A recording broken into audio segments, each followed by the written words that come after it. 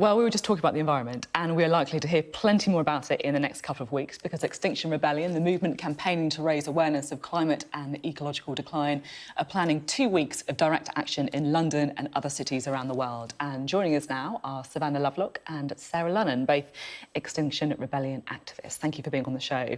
Thank you. So what should we be expecting then next week? OK, so next week we're actually taking Rebellion to the government, and we're actually going to be in Westminster, and we're going to be outside government departments asking where is their plan. Parliament declared a climate emergency on the 1st of May, and now we need a plan to deal with it. So where's the plan? You're talking that your focus is going to be around Westminster. A spokesperson told a press conference this week, we're going to blockade and shut down every single road going into Westminster. Now, there's a major hospital, isn't there, on Westminster Bridge? Are you worried about how it could impact patients or families trying to visit, their loved ones? Well, I think it's about this understanding of the wider perspective. We have people on the bridges who can have conversations with people who are trying to get there, and there's potential of, if people really, really need to get there, about letting them through, possibly, in that conversation. But there's this wider perspective of, what is coming and the risks we have to take and the emergency that is coming, and that we have to have our voices heard. And we're really, really sorry. We don't want to be doing it, but we're running out of time, and this is what we have to do right now. Because you can't guarantee, can you, that there won't be disruption, that emergency vehicles, that ambulances might not be able to get to that hospital?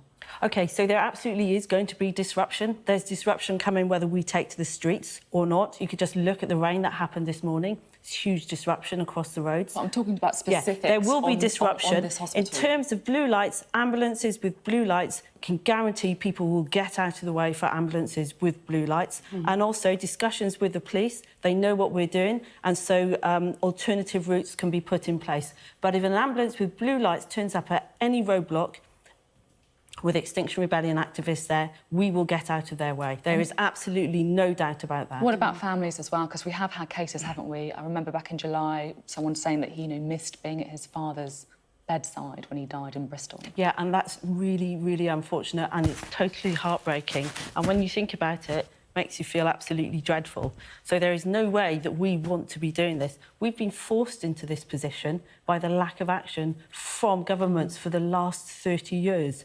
And what is coming? Change is coming to us, whether we like it or not. The pain and anguish that that man suffered, being unable to say goodbye to his father, is the pain and anguish we are suffering right now as we look at the future of our children, because it's very, very grave. But we're looking. I know. I'm not trying to say that it's not deeply concerning the environment, but his very specific pain about not seeing his father, he might not really think that was comparable. And I totally understand that. But what we are having to do is shift the conversation from us as individuals, as we live our individual lives, to looking at that mass death, mass famine and starvation, like the loss of future for all of our children. And our governments are not addressing it. So we have tried, we've marched, we've been members of the Green Party, we've passed motions in council, and there has been no action. And it's only when we've taken to the streets and caused this disruption that you ask us onto this programme.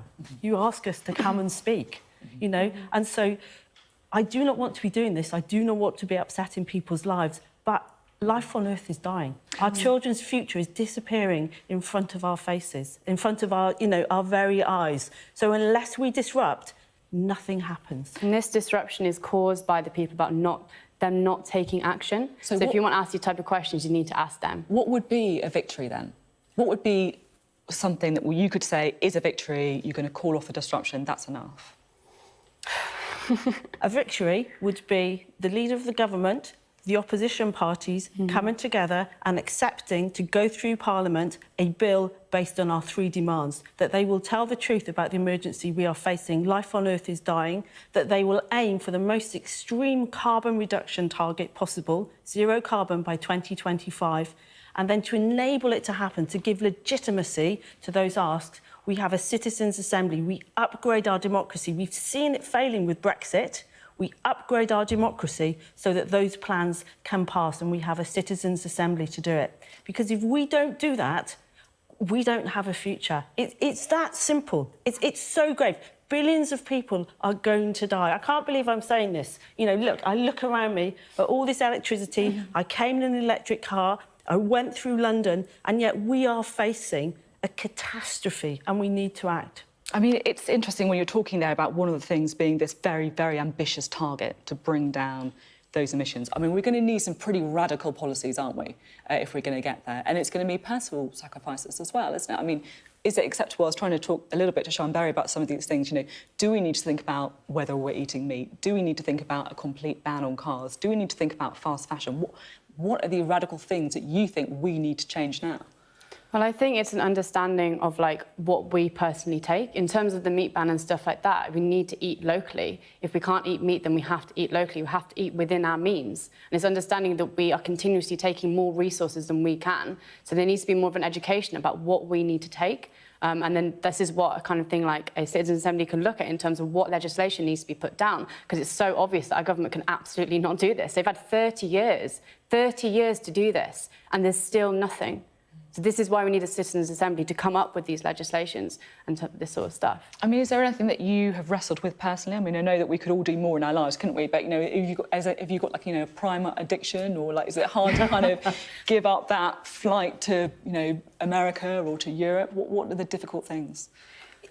It is very hard to step out of the society that you're living within. It's very hard to separate yourself from your friends and your family who may well be catching flights, who are, you know, eating roast dinners every Sunday. You know, if you separate yourself, you then become different and extreme, and why would people listen to you when, you know, you're some kind of new age Puritan?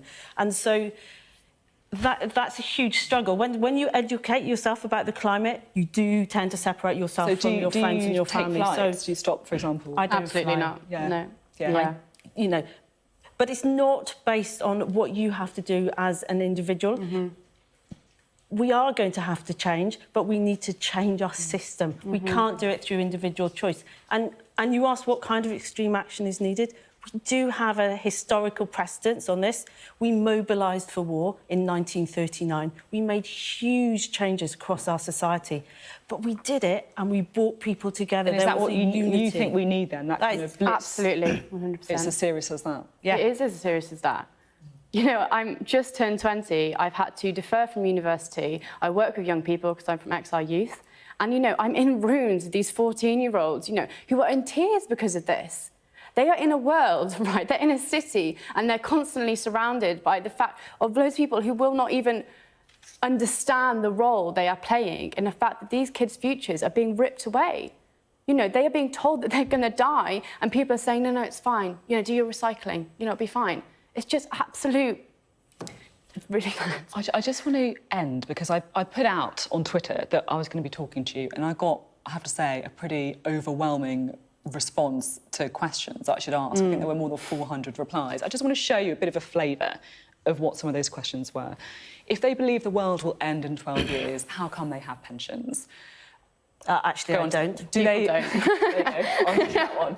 Do they conduct any sort of equality impact assessment as to who is adversely affected by their demos? Last time seemed like working class people most affected, while middle class protesters skateboarded with the police.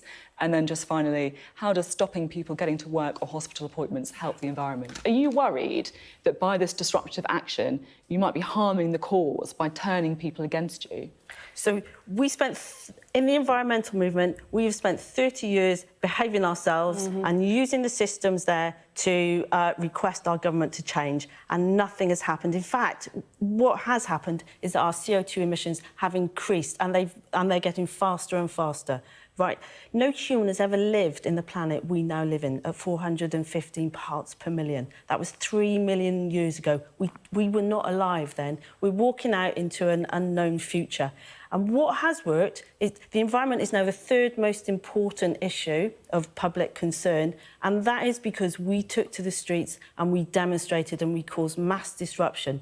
Nothing else has worked. So, yes, I understand people are going to be adversely impacted, and some people are going to be impacted more than others. But the change that is coming, what is going to happen is there is no escape for anybody. The famine, the grief, the war is going to impact on all of us. OK. And something else to take in consideration with this is, you know, some things may not have reached our country yet, but what is happening in other countries, in the global south, in the majority world, is absolutely horrific. And that we cannot stand here as one of the worst countries, you know, in terms of producing this consumerism which affects these other countries and not do anything. It's absolutely ridiculous. And the fact, you know, people have to understand what it is to be a global citizen and that we all have a responsibility, you know, individually and within our communities to understand the place we hold within the entire planet and the responsibility we have to act on that. OK, thank you both very much. I just want to say, Savannah, I know that you know, it is an emergency and we get 10 minutes, but Savannah's so right about that. Nobody is in the Bahamas anymore, but it has been devastated because of our climate breakdown. And, you know, that's what we should be looking at. It's here and now. OK, thank you both very much for being on the show this morning. Thank you.